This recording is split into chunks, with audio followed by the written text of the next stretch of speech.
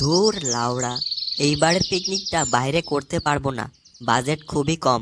সেই জন্য আমাদের পিকনিকটা এবার সেই নদীর ধারেই করা লাগবে। তাহলে পিকনিকের বাজেটটা কি কি থাকবে? বাজেট বলতে বেগুন ভাজা, পটল ভাজা, আর না হয় খিচুড়ি করা যাবে। লাউড়া, এগুলোকে পিকনিক খাওয়া বলে? না মাংস আছে, না মদ আছে। তোর পিকনিক তুই একা গিয়ে খা। আরে সব কিছু তো তোমাদেরকেই ছেড়ে দিয়েছি। তোমরা যত টাকা দেবে সেই হিসাবে পিকনিকের বাজেট করা হবে।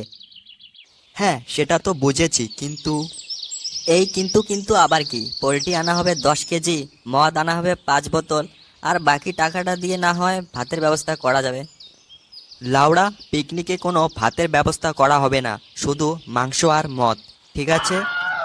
হ্যাঁ ঠিক আছে, আমার কোনো সমস্যা নেই। পল্টু, তোর যদি কিছু সমস্যা থাকে বলে দে। না না, আমার আবার কেন সমস্যা থাকবে? ঠিক আছে, তাহলে কালকের মধ্যে টাকাটা দিয়ে দিও। হ্যাঁ, তাহলে কত করে দিতে হবে? আমার মনে হচ্ছে 500 করে দিলে একদম পিকনিক ফেটে যাবে। হবে তাহলে, ঠিক আছে, 500 করে দেব। কিন্তু ডিজে বক্সের কথা তো বলা হলো না। হ্যাঁ, এখন ঠিক কথা বলেছিস, ডিজে বক্স তো আমাদের আনতেই হবে। কারণ ডিজে বক্স না থাকলে পিকনিক খাওয়া বলে মনেই হবে না। তাহলে সব কথাবার্তাগুলো কমপ্লিট। এখন কালকে সবাই টাকাগুলো সময় মতো দিয়ে দিও। কালকে দেখা হচ্ছে, আজকের মতো বাড়িতে চললাম।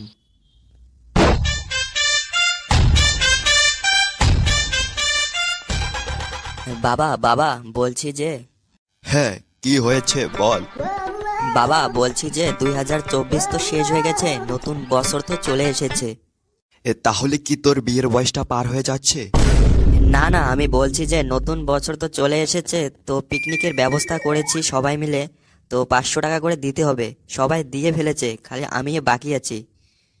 পিকনিক তো করবি সেটা বুঝলাম, কিন্তু 500 টাকা করে যে দিতে হবে, পিকনিকে কি কি আইটেম রয়েছে? যদি আমি বলি যে পিকনিকে ভাতের ব্যবস্থা করা হয়নি, শুধু মদ আর মাংস, তাহলে তো বাবা আমাকে বাড়ি ছাড়া করবে। না না, এই কথা বলা যাবে না। কিরে, আমার কথার উত্তর দিচ্ছিস না যে?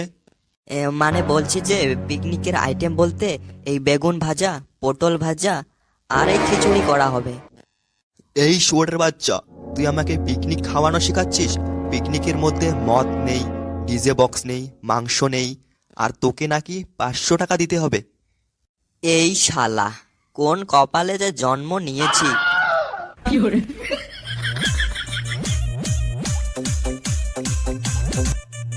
কেড়ে লাউড়া, পিকনিকের কেমন মজা লাগছে? ডিজে বক্স, তার সাথে মাংস আর মদ, মানে কি বলবো আর। আরে লাউড়া, কথাটা একটু বন্ধ কর, আগে খাওয়াটা সেরে নে।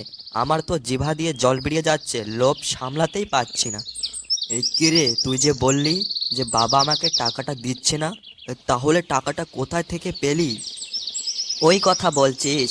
বাবাকে আমি ভালো করে বললাম যে আমরা সবাই মিলে পিকনিক করব, 500 টাকা একটা দিয়ে দাও। কিন্তু বাবা আমার সোজা কথা শুনলো না। সেই জন্য আমি বাবার পকেট থেকে সেই টাকাটা চুরি করে এনেছি।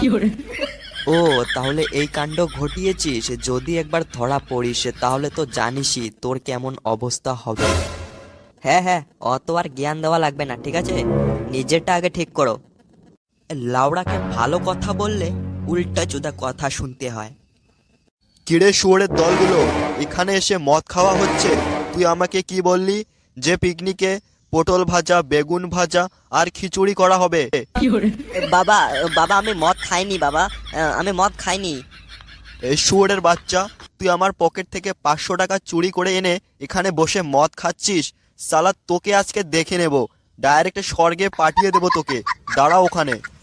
আরে শালা, বাবা তো খেপে গেছে, এখানে আর 1 সেকেন্ডেও থাকা যাবে না, পালাই। এই শুয়োরের বাচ্চা, তোদের কি একটুও ভয় নেই যে আমি তোমার চোখের সামনে আছি আর তোরা এসব খাচ্ছিস? কাকু, এগুলো আমাকে বলে আর কিছু লাভ হবে না। যা বলার সেগুলো গিয়ে তোমার ছেলেকে গিয়ে বলো। আরে, কি রকম ছেলে এগুলো? আমার মুখের উপর কথা বলছে। দাঁড়াও, তোর বাবাকে আমি এক্ষুনি ফোন করছি। আরে শালা, সত্যিকারে ফোন করছে? আজকে তো আমি মরলাম। হ্যালো রাকেশ, বলছি যে তোর ছেলে সুমন। হ্যাঁ হ্যাঁ, সুমন সুমন। এখানে নদীর ধারে বসে মদ খাচ্ছে আর আমার মুখের উপর কথা বলছে। ভালো কথা বললাম আর আমাকে উল্টা চোদা কথা বলছে। হ্যাঁ ঠিক আছে, তাহলে তাড়াতাড়ি চলে আয়। হ্যাঁ রাখছি। হ্যাঁ হ্যাঁ, এই ছেলে কোথাও পালাবি না কিন্তু। আরে বন্ধু, এখানে দাঁড়িয়ে দাঁড়িয়ে কি দেখছিস? যদি নিজের জীবনটাকে বাঁচাতে চাস তাহলে পালা, পালা রে বন্ধু, পালা।